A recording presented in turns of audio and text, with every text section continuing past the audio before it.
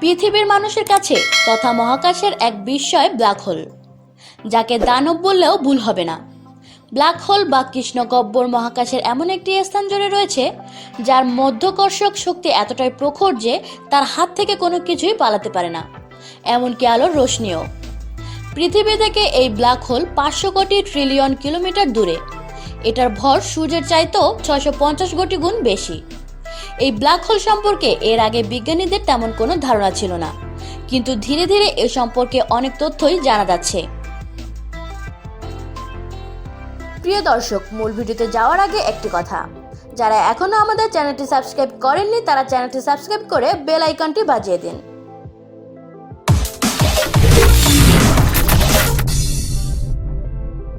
Black hole হলো বিপুল পরিমাণ ভর বিশিষ্ট কোনো বস্তু যার মহাকর্ষের প্রভাবে আলোক তরঙ্গ পর্যন্ত পালাতে পারে না। এ ধারণা সর্বপ্রথম প্রদান করেন ভূতত্ত্ববিদ জন মিচেল।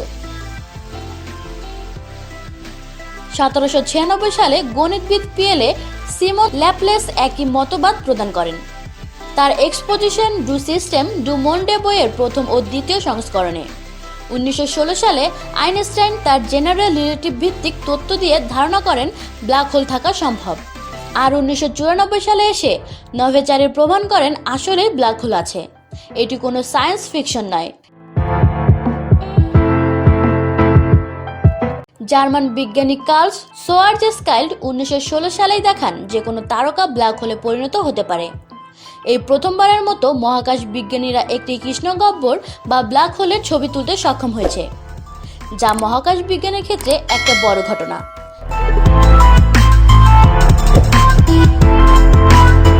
বিজ্ঞানীদের তোলা ছবিতে দেখা যাচ্ছে একটি বৃহত্তকার কালো আভার চারদিকে এক উজ্জ্বল আগুনের বলয়।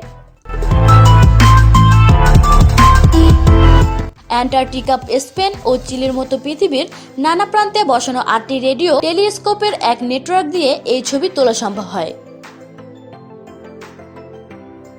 এর আগে কোনো ব্ল্যাক হোলের ছবি তোলা যায়নি, কারণ একক কোনো টেলিস্কোপের এর ছবি তোলার সক্ষমতা নেই। M87 নামে এক বহু দূরবর্তী গ্যালাক্সি বা ছায়াপথের মাধ্যমে এটি পাওয়া যায়।